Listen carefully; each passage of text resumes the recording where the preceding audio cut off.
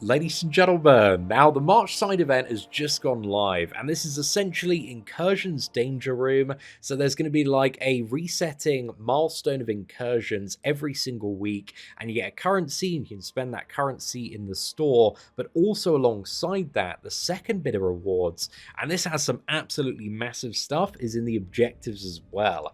So scrolling all of the way down, there are some big rewards. So if you can do this objective, for the level 5 danger rooms, you get a 6-star awakening gem crystal, and I know those are super valuable. There's a ton of additional stuff. You've got some relic shards, a load of like 6-star shards, and even kind of moving down, this is where they've put the bigger stuff like the 5-star generic awakening gem. And again, this is still like absolutely broken for so many new players. If you get one of those beyond god tier champions, like we got friggin' Hercules, man, we awakened him, we cheese like Eternity of Pain. So this awakening gem super valuable. And yeah, there's all sorts of really good stuff hidden in the objectives as well, so just make sure you have a little bit of a look.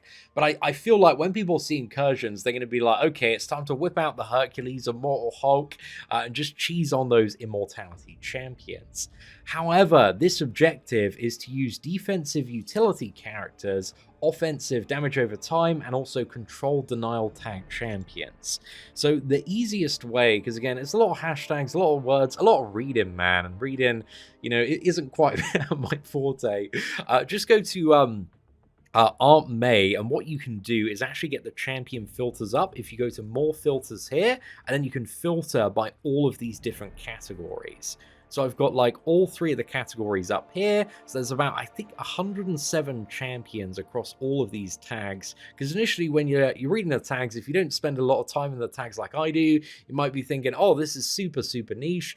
But there's so many like really broken characters that kind of fit this criteria. And to the best of my knowledge, again, you can do like one run, get as far as you can, but then bring in like 3 more champions that have, you know, one of these 3 tags, and just keep on aggressively grinding that score up if you want to grind it like a little bit quicker, or if you're a player that kind of has maybe a bigger roster but struggles to push as far in incursions.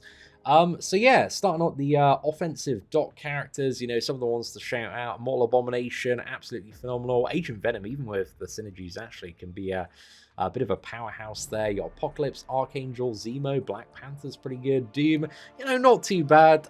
Gore, like, fantastic, especially with some certain node hacks and incursions as well. Like Gwenpool, Hawkeye, pretty solid. Human Torch, absolutely broken. Iceman, still not too bad. Jabari's pretty good.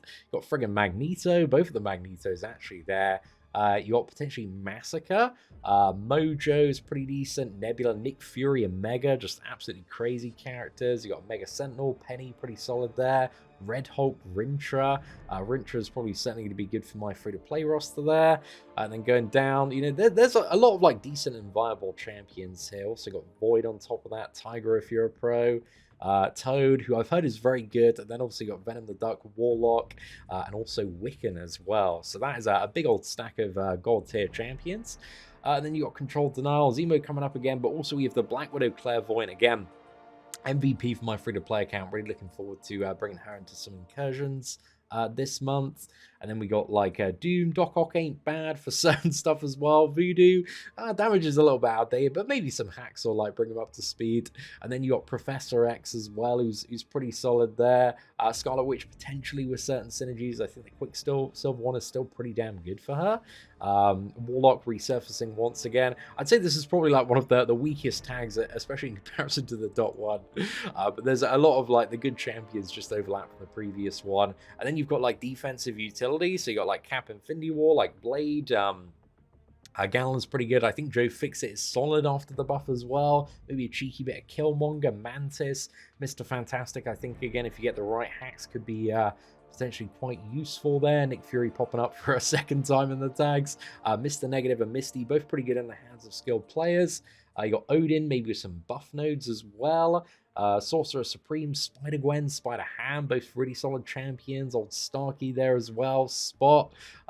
Maybe the champion. Actually, Champion Titania synergy, dude. That actually might be a little bit fire here. So yeah, that's something to potentially consider there. Thor Ragnarok, you know, maybe if you got all the synergies. And then we got both versions of Ultron. Ultron's a banger after the buff. And then we got like Arcus, Void once again, Wolverine, maybe could, well, I think Apocalypse is in this as well, right? Yeah, there's some interesting teams that you can build with a lot of these champions. Also, like, you got Kraven with the freaking Agent Venom as well, so you just need Scorpion really to be there for the, the synergy and maybe take some fights that you don't want to. But yeah, you just got to get a little bit creative if you are one of those players that tends to rely on either Hercules or Immortal Hulk, or maybe Kitty as well, because I think those are some of the most played champions in Incursions, or Cosmic Ghost Rider. So yeah, you just need to be aware of the options available if you do want to go for these additional objective rewards. And again, maybe you want certain runs where, it's your high farming run, and you bring in, Hercules and Immortal Hulk, Kitty, and you just get as far as you can. But then maybe you want to do separate runs where you just bring in like synergy teams or a comp that kind of meets all of this criteria to get these additional objectives as well, because you don't need to spend any time or energy farming a side event. Again, it's all packed into Incursions, and again, depending on how much you like Incursions, this is going to be either like a bit of a pro or a bit of a con, but just something to keep in mind. Again, I think if you can alter your champions slightly, and if you do want to clock up massive stacks of rewards, you can't really fade like 7,500 6-star shards, a ton of relic crystals, and also a random 6-star awakening gem as well. Those are pretty damn solid for the most part. And again, if you're a little bit lower down, they start to get a bit less appealing toward the bottom, especially for the amount of fights that you do need to do in order to get them.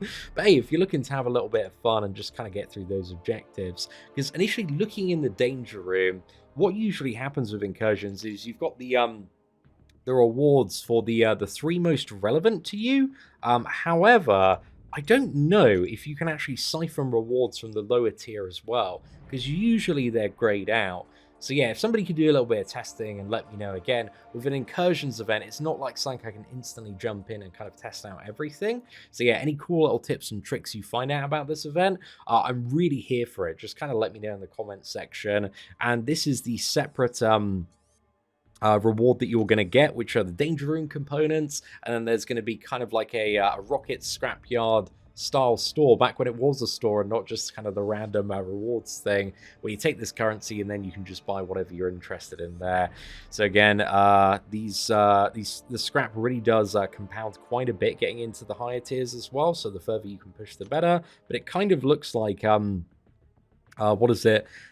I imagine the difficulty is going to be a lot higher for something like a Sector 4 in comparison to Sector 2, but it still seems like Sector 2, if you can get to the higher zones, like, has a good enough stack of Danger Room components that it may be worth doing or considering.